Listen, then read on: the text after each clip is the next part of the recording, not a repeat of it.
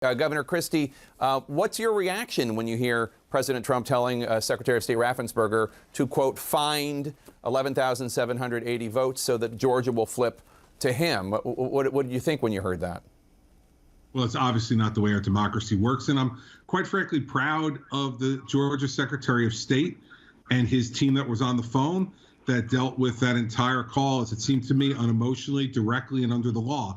And that's what we all have to do. More trouble for Trump, but this time he could be facing time in the Peach State.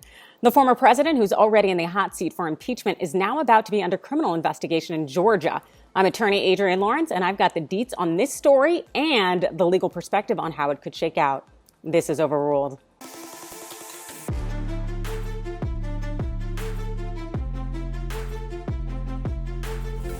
Welcome into TYT Overruled, where you get to be the judge. Today's case involves Georgia's impending criminal investigation of former President Donald Trump.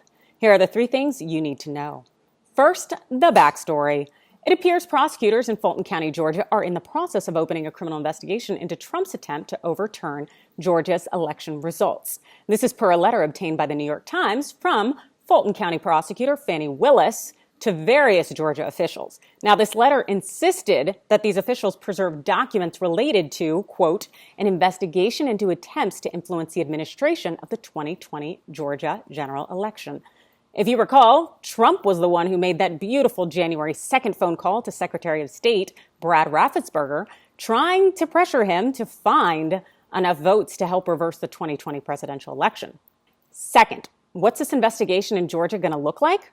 Well, per the prosecutor's letter, this investigation includes but is not limited to potential violations of Georgia law prohibiting the solicitation of election fraud, the making of false statements to state and local governmental bodies, conspiracy, racketeering, violation of oath of office, and any involvement in violence or threats related to the elections administration. Although the letter doesn't mention Trump by name, it's evident that he will be the target of this investigation. It's also evident that the prosecutor is going after felony charges, which carry at a minimum a year in prison.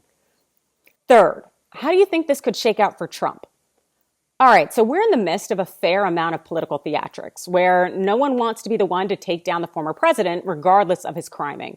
But Georgia could be different, and this is why. The Fulton County prosecutor is newly elected and a Democrat. She could be looking to make a name for herself. Also, taking down Donald Trump would definitely be the way to do that. And Fulton County includes Atlanta, where Biden was overwhelmingly supported by the election. So if you get a jury of Georgians in Atlanta, there's a good chance that they may not be hospitable to Trump and definitely not willing to give him a pass. Also, Trump couldn't get a pardon from Governor Brian Kemp because pardons in Georgia are issued only by a state board. We'll have to see how things shake out. That's it. Those are the three things you need to know about the Georgia investigation awaiting Donald J. Trump. So what do you think? Will Trump face prosecution for his attempts to interfere with Georgia's 2020 presidential election? You let me know in the comments below. Hit me up on Twitter using hashtag TYT Overruled and follow us here for more. Thanks for watching.